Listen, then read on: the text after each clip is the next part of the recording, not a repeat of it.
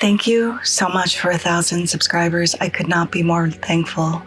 So in honor of that, today we're doing a super fancy Lobster Benedict with caviar, and welcome back to my channel.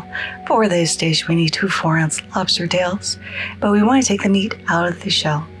So I'm just going with some clean kitchen shears, cutting straight down the middle of the underside of our lobster tail, and we're going to start cracking the shell a little bit to release the meat from the shell. And we're going to go in on the other side as well, give this a little snippety snip, and take out the meat. And this also gives us access to that long vein that runs down the back. So remove the shell, save that for stock if you would like, and then go in and just pull out that vein that runs down the back of the lobster tail. Now both are out. We're going to give these a little pat with some paper towel because we want to dry these off as much as possible. We are going to season these and poach them in butter because why not?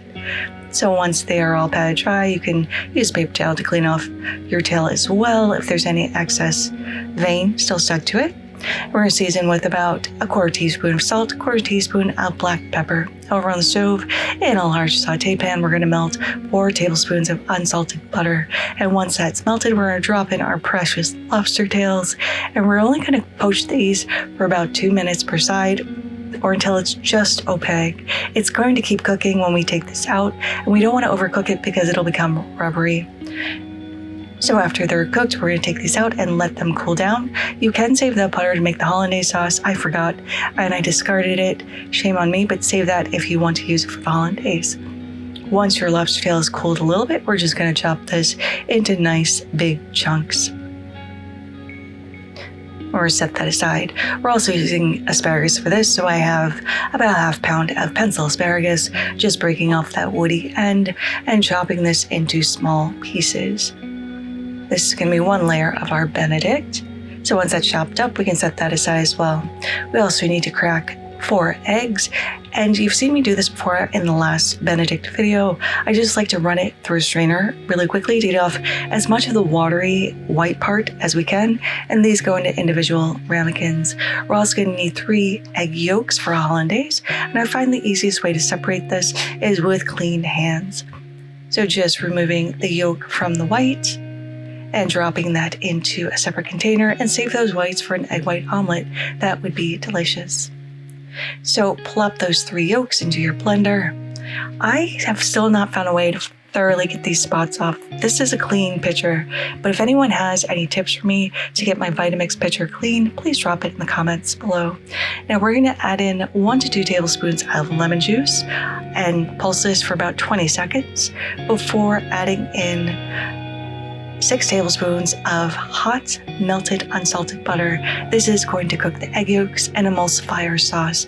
Now, only use 1 tablespoon if you like a less lemony hollandaise. I really like a lot of lemon in mine. So we're going to whiz that up until it's fully emulsified and transfer this over to a small bowl. Now, my hollandaise could have been a little thicker, so maybe my butter wasn't hot enough or I didn't blend it for long enough.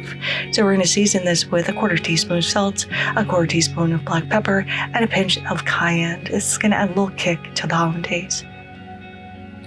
Now I'm just going to poach the asparagus in some simmering water for 2 minutes, just until it's bright green. Take that out and set that aside to drain. In that same water, you want to make sure your water is just simmering. You're going to give that a little stir and carefully drop in your eggs. Stir once again, be careful not to touch the egg, and that'll release any excess whites as well. And we're going to poach all 4 at the same time. They do like to stick together, so if they do that, just go in and encourage them to separate. It'll be a sad breakup, but I think they'll both understand. We only want to poach these for about 2.5 minutes because we want a nice runny yolk. And after 2.5 minutes, we're going to go in with a slotted spoon and remove our perfectly poached eggs. We're going to drain them on a little paper towel. Now we're ready to assemble. Laying down some super fancy English muffins. I wish I had stuck to the one we've grown up with because they have a little bit more nooks and crannies in them, but here we are. Next, we're going to layer on our beautifully blanched, cooked, poached asparagus. Layering next our butter poached lobster. As much or as little as you want. A perfectly poached egg, Full disclosure, I did a different plating video and I forgot to film it. That's why we're using this not so pretty egg yolk, and layer on as much hollandaise as you want, seasoning with a little bit more salt and pepper. I like a lot of hollandaise and they never have enough at the restaurant. Topping with a little chopped chive to make it look pretty. And because this is our celebratory 1,000 subscriber video, we're gonna go super duper fancy and add a little spoonful of caviar. Now this is not something I would make every day since these ingredients are so precious, but there it is, looking delicious. Now we can go ahead and give this a taste, but first we have to do the egg yolk test. And yes, that is runny and beautiful.